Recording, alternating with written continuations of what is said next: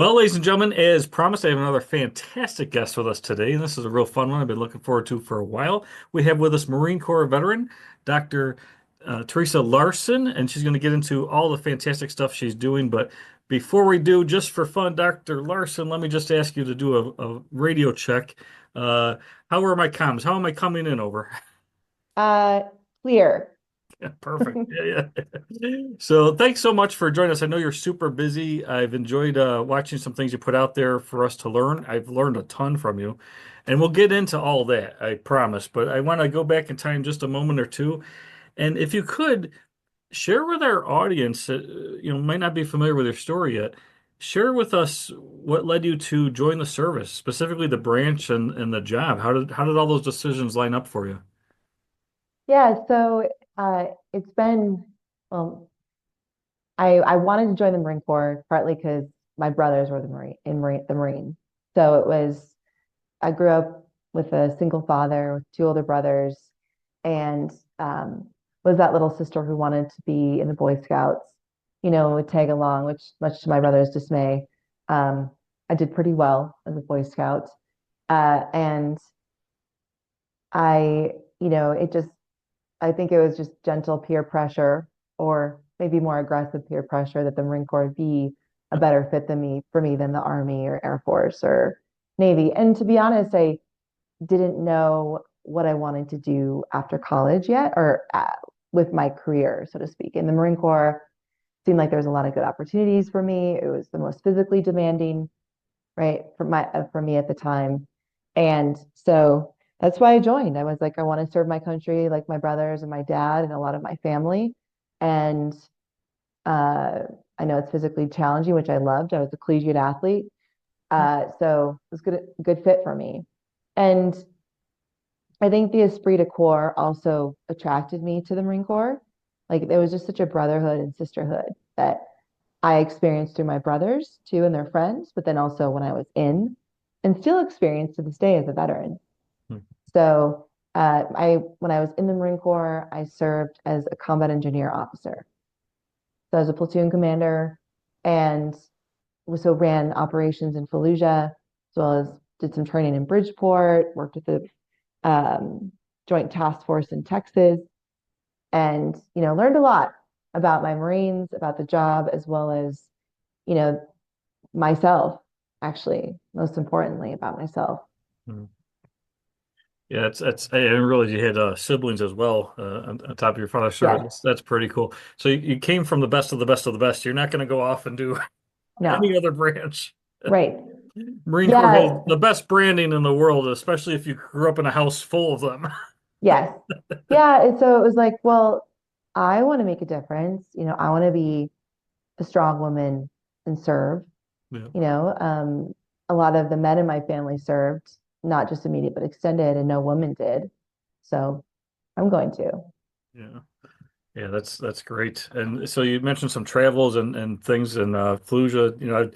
I spent some time in Iraq myself for a bit there. So uh, I guess all in years wise, when did you know it was kind of time to go? How did that decision come across? Uh-huh. And what, if any, were your plans? I mean, did you have an idea what to do post service? Yes, that's also a good question. I was so I did not plan to get out when I did. I actually got out just shy of 4 years. I served in 2003 to just shy of 2007 or early 2007. And I I struggled with an eating disorder while I was in that, wasn't something I necessarily wanted to talk about or bring up, but it was something that was going on with me and was there my entire time in service. Yet I didn't have a lot of respect for it and didn't want to really pay attention to it, so to speak, because I was in a position of authority. I cared about my Marines. I did not want to not deploy, right? Um, I didn't, I share this candidly, like fit into the stereotype of someone who was trying to get out of deployment, right? Or weak. And so I chose just to kind of suck it up and I felt like maybe my eating disorder or whatever I've got going on between the ears will go away, Floyd, right? When there's a lot more stress on my plate. Well, of course, that's not the case. It just gets worse. But I did, I covered it up for a long time. And it's not, an eating disorder isn't something you get pulled over for, in trouble for, right? It's unlike drugs or alcohol, it's, you know, people are like, wow, you're hungry, or wow, you haven't eaten in a while. Mm. It's, but no one really ever asked me that. Um, and so I was always known as like the fitness queen, always crushing it. Yet that was part of the disorder too, my exercise addiction. So I share that because I had my own demons. I went in really excited to be a Marine, and I graded my platoon and had a really great time with my platoon, training them, being with them. A lot of hard times too. But, part of my job as a platoon commander was getting good at taking care of them, making sure they're good to go mentally and physically. Right. And I took that to heart.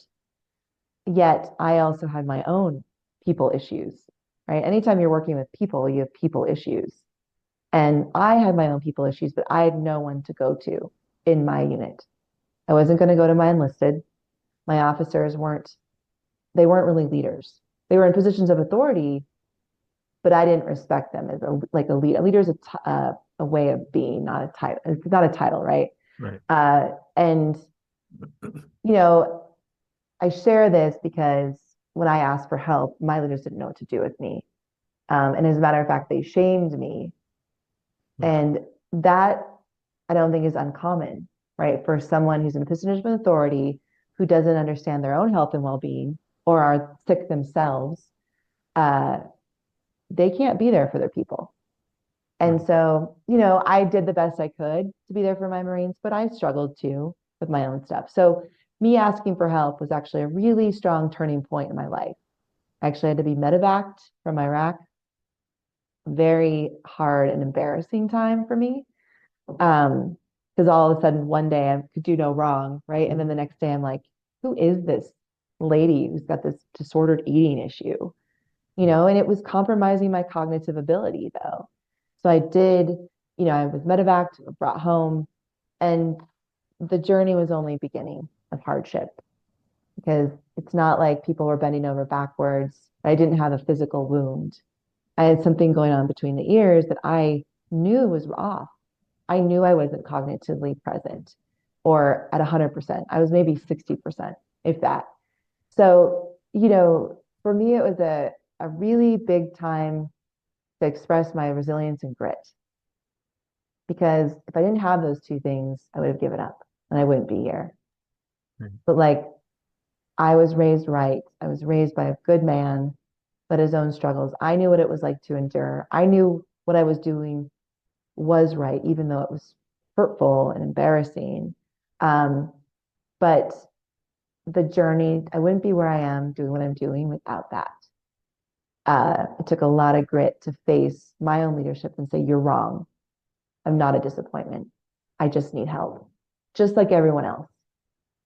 And so, um, I had amazing enlisted I worked with, and I saw great leadership outside of my own unit too. And so um, why so I got out a little earlier than I wanted, got the help I needed, but then continued to pay for my own help getting out. I did not know, to answer your question about what I wanted to do after, I did not know what I wanted to do.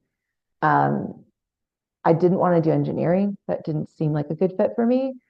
But I ended up playing a year of professional softball in Italy. So I was a softball player in college. There was a spot open for me in one of the teams in Italy. I was like, sure, why not? Yeah. So while I was still in recovery, I did that. Not the best idea, but did it anyway. And came back and through that experience, I realized I was really drawn to helping people medically and physically. And of course, I had to heal myself, though. I had to enter what sobriety, if you will, which took me a while. But I started doing prerequisites for medical school and then found that PT would be a good path. Yet traditional PT wasn't for me. So hence I'm doing what I'm doing now. But yeah, that's a little bit about, my service experience. I mean, gosh, we got to do a lot of great things in the Marines and serve a lot of great people. I got to work with some great men and women who I still keep in touch with. Yet I had to face my own people issues. And Sure. now my job is to help leaders face their people issues Yeah. and help them so that better helps them help their people. Yeah, absolutely. Because like you said, it's tough in that environment. Number one, it takes courage to admit you have a problem of any level, right? So you're going through the effort of saying, "Hey, I got something going on," and then everyone's like, "Oh," they don't want to acknowledge it. What they should embrace is the idea that that's just the person admitting it. There's probably all sorts of things going on that they're ignoring or it's not even on the radar. So it took great courage for you to do that. And yeah, now that's transitioned, and I guess we'll kind of talk about this with our listening audience so they understand what you do now and how you help organizations. But yeah, leaders, like you said, that's not a credential you just earn by taking a test. You have to actually No. lead. And a lot of leaders, I'll say myself, I'll admit that at times I feel I've missed the mark on some things going on in my atmosphere there. So explain how you got into this particular, you found this wonderful world there of leaders who actually do want to be better because those are the ones that work with you, right? The ones that actually want to make a difference for their people Hmm. and for the organization. Walk us through how that came about, and then don't be bashful at all. Let our listeners know how we can learn more about you professionally and kind of support your work because I'm blown away. I've seen it, and by the way, before you tell us that, I have to give a shout out to Willis from Operation Homefront, Willis and Yep. Candace. That's how I first learned about you. So, yeah, walk our listening audience through how you came across this path Yeah. and Okay. what we can do to learn more about that. Yeah, thank you. So honestly, it's a path of following my heart. As cliche as that sounds, it's like I did, my head and heart, I should say. I love science. I love understanding science. I love understanding the body, which is what my doctorate in physical therapy gave me. But even while I was in school, I could not stand my internships. But I enjoyed the locations of those internships. And I loved looking at because I was in Austria, I was in Hawaii, Sure. and while I was in my internships, I was like, I'm not solving any problems here for anyone. But I had a good time surfing and snowboarding and, touring around. And I planned that. Like I was good at negotiating my way into these awesome internships in Colorado too. Uh, so, but I found myself like, okay, the business of PT kind of sucks. Like you see someone for 4 sessions or 6 sessions. Um, Sometimes you have to pass them off to someone that doesn't really understand movement to do what you ask them to do. Then you have to go see the next person and the next person. You just get burnt out. And I really didn't feel like I could actually connect with the person in front of me. I mean, I did my best, but like I'm not doing this for the rest of my life, let alone a career. No way. And so even early on in my PT career, I was like, I'm going to get a license and I'm going to figure out what the hell to do with it on my own, because I know a lot about the body now and about pathology, but now I'm going to study prevention and now I'm going to study longevity because that's what matters. In pathology, you're already reacting to issues. Like I want to be proactive. Right. So, yeah, it was kind of all ass backwards in my mind. Excuse my French, you can bleep that. But like we learn about pathology, but we did not learn how to move well. I mean, we learn about how the joints need to move if you test them, right? But that's not functionally, that does not help me learn how to squat or do a push up. Or so I that was a whole nother world to dive into after PT school. Um, I digress. So anyway, I did start a PT clinic though on my own right away. And I actually taught for CrossFit for 4 years. I taught, which talk about horrible leadership. There you go. That's a great, I don't usually call out names of companies too often, but that is one I will. Poor leadership, except for I worked with a guy named Kelly Starrett, not poor leadership. He was good. It was just the hierarchy. Yeah. Sure. Just look him up online. You'll see all of it. But I was, as a young PTO, I was like, cool. I like this. I can teach long seminars in front of groups. This is great, but I always felt like there was something missing, like the mindfulness piece, the mental health, the sleep, the fuel, all of those other things that these people weren't getting. It was just all about moving and lifting heavier and going faster. And so it started to plant a seed of like, I need to do more with people. And you know what? I don't really want to just work with one-on-one. I want to work with teams, like where the problems are at work. We spend a third of life of more at work. We spend a third of our life sleeping, and then hopefully the rest with our family, and or those we love. And so I need to meet people there. How do I get there? So pre-pandemic, I was, doing the CrossFit stuff. I had my own clinic. Left CrossFit because of the poor leadership. I was like, I can't do this. But then also, so started to dabble in corporate wellness, which also was like, you kind of have to do trial by error. Like it was also not a great path because while I would do these great programs for companies, it wasn't super scalable yet. Like I had to bring people in to coach. And if the leadership wasn't involved, it would fizzle out. People would only do it Right. for a couple of weeks and then be like, all right, well, what's next? What's the next cool thing? And like, no, no, no, no, this is not happening. I'm not working with a company unless their leadership's involved. I don't want to just be a cookie cutter type of company that provides cool well-being services for the moment and then it just fizzles out. So Yeah. thankfully, and I know this is a hard time for most, but the pandemic happened and it gave us our way out. It was like, all right, we're going to sell our PT practice. We're going to, be in kind of this very quiet transition period. I don't know what it's going to look like or how long it's going to last, but I was also having children at that time, right? Like I had my a newborn and a 3-year-old. So yeah, I was blessed to be home with them. But then Sure. also think like, where do I want to take the next steps? Because now I wasn't on that treadmill anymore. My PT clinic was kind of shut down. Corporate wellness, the stuff that I was doing for corporate wellness was shut down. So I teamed up with a retired Navy SEAL and we started to do seminars for companies.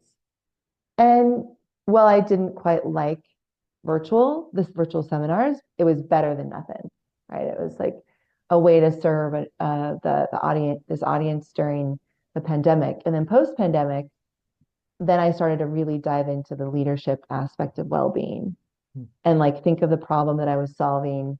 We moved to Durango, Colorado, right? Because we sold our practice in San Diego and really started to focus on how well-being impacts leadership and then create seminars, trainings, professional developments, and keynotes. I speak to a couple keynotes too uh, around how to lead and last.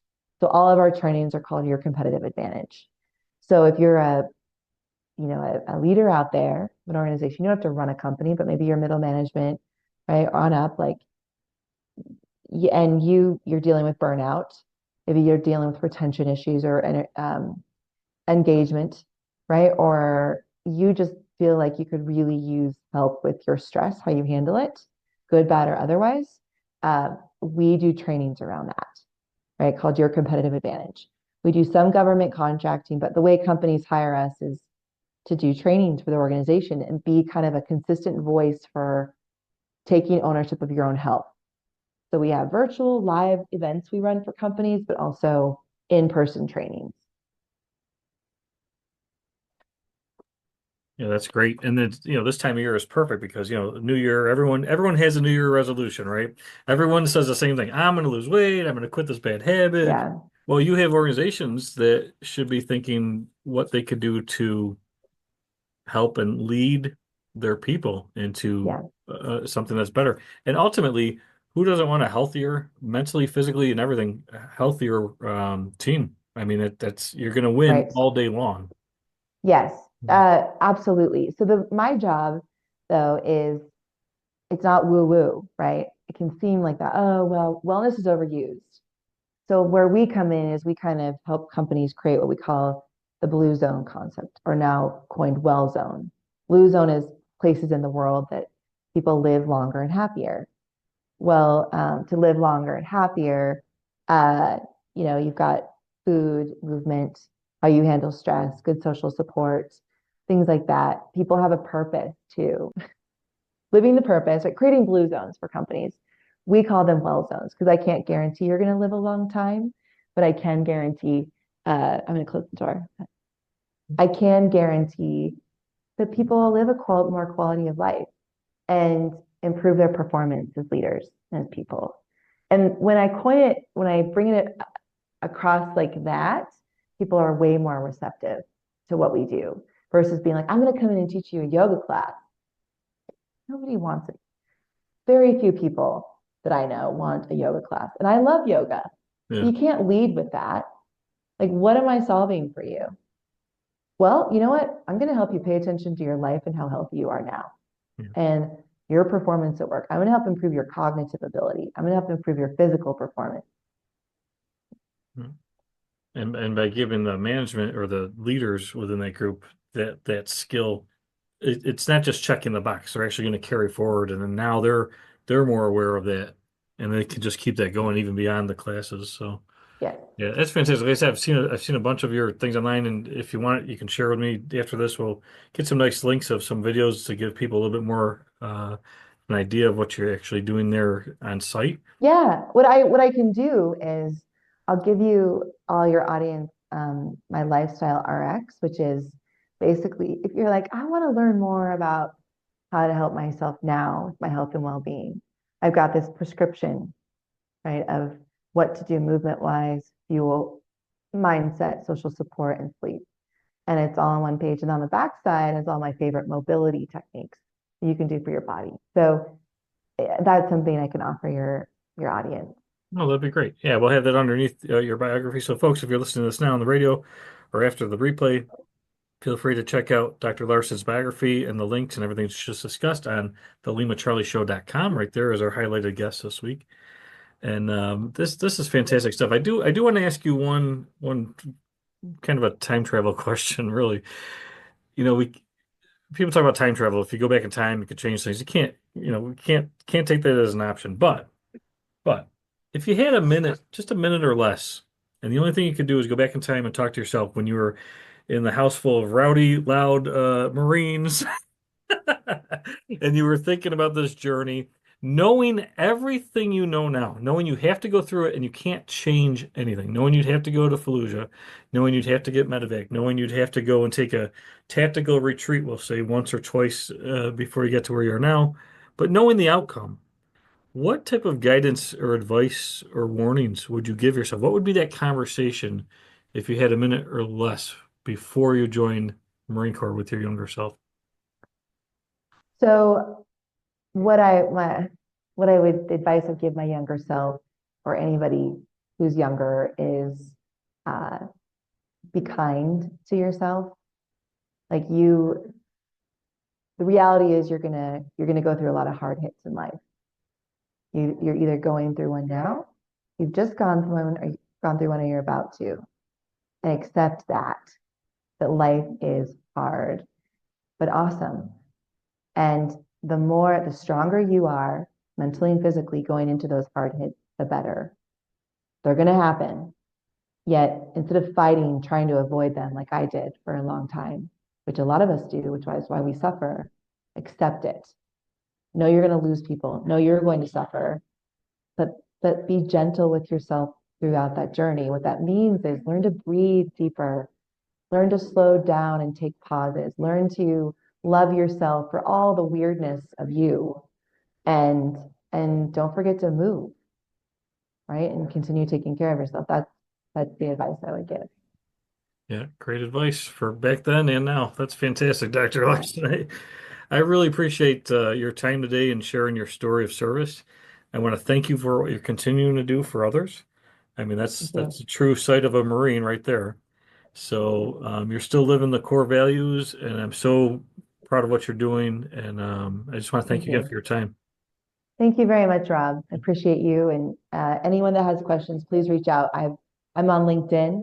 You can find me there. You can find me on most socials. And my company is Movement RX. MovementRx.com.